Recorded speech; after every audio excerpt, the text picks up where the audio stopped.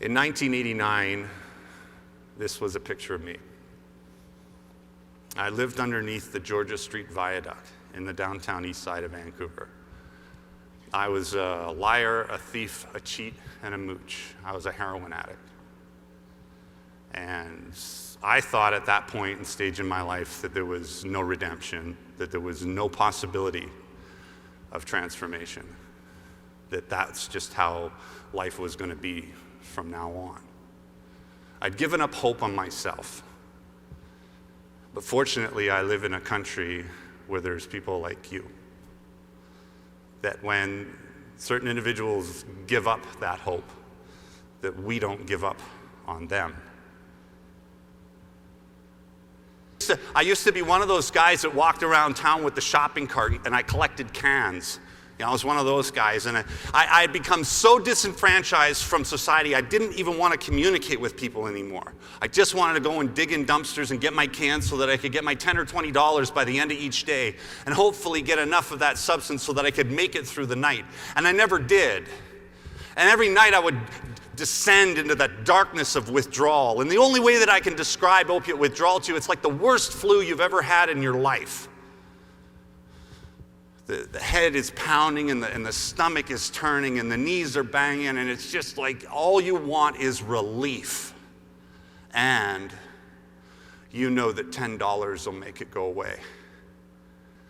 Every single one of us in this room has been through the tough stuff that life throws at us.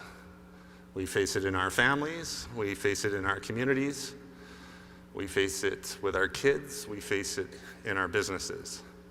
And we face it with our health. And I believe at a deep level that being able to take and not take life so seriously and having that sense of humor is one of the greatest assets that we can take to adversity today. Wouldn't you agree?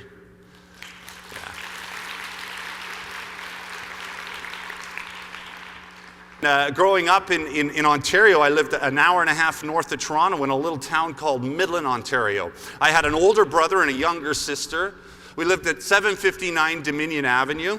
We had a little dog named Angus, and if you looked at my life, it was pretty much a typical, normal, middle-class Canadian family. There were no indications whatsoever that I was going to grow up and be one of these homeless kids living on Granville Street or in the downtown east side of Vancouver, but that's what happened.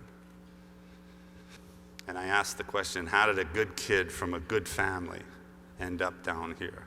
And I didn't have an answer for that. It was in that moment where I became teachable for the very first time in my life. You know, I believe that discontentment is the catalyst to change. It's not until we finally get banged up against stuff long enough that we say, Uncle, okay, I'll do what I need to do to change. In that moment of humanity, Gus looked at possibility, not probability. Gus looked at potential, not at what was in front of him. Gus looked past the scruffy beard and the yellow teeth and the layered clothes and the matted hair and the stink.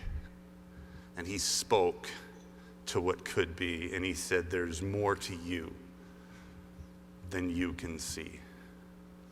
On the count of three, I want you to take a look at your partner or your group, and I want you to say, there's more to you than you can see. Are you ready?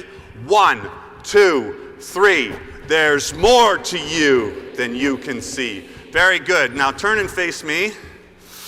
And I end up enrolling at Loyalist College. And I remember when I got onto Loyalist College's campus, I looked and I thought, I had these two distinct thoughts. I said, one, 6 months ago, this college wouldn't have let me use the bathroom.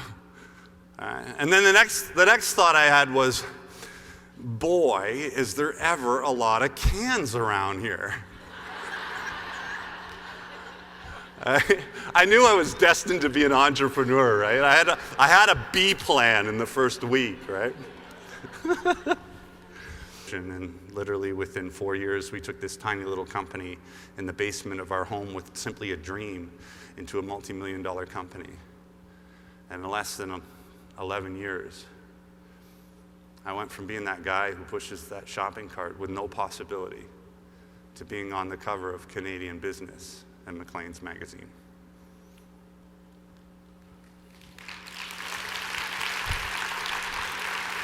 Now, thank you. It's an extraordinary spot in Vancouver. There's about 60,000 people, and I began to have a different distinction as a Canadian. I began to reflect on this country that we get to call home. That we live in a country that's free of dictatorship and war. That we live in a country that fosters business development and growth. We live in a country that does spend money on its poor and its marginalized. I live in a country that paid for my detox, that paid for my treatment, that paid for my college education, and continues to subsidize my health care. I live in a country where you can go from Skidrow to CEO. Hold on, wait for it. Then he scored in overtime and the place went nuts. And whether you were from here or not, you became an honorary Canadian because everyone around this great planet of ours knew what me and my family have known for a very long time, that we live in one of the best places on planet Earth. We are the true north, strong and free, and I know this because my name is Joe and I am Canadian.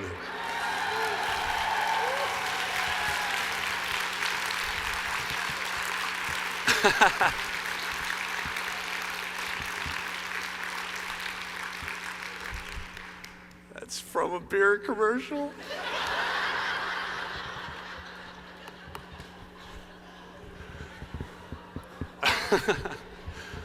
Oh man, they paid me for this.